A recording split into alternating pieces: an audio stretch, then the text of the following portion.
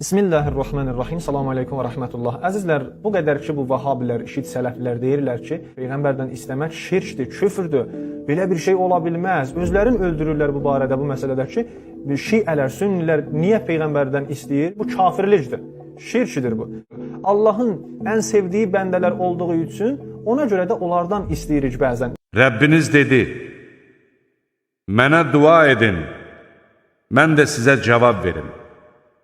Həqiqətən mənə ibadət etməyə təkəbbür göstərənlər cəhənnəmə zəlil olaraq girəcəklər.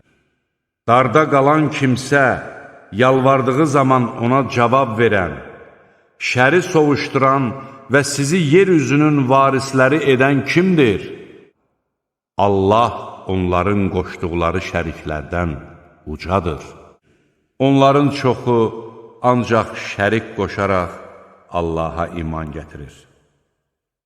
De ki, mən yalnız öz Rəbbimə dua edirəm və kimisə ona şərik qoşmuram. Allahdan başqa heç kəsə dua etməyin.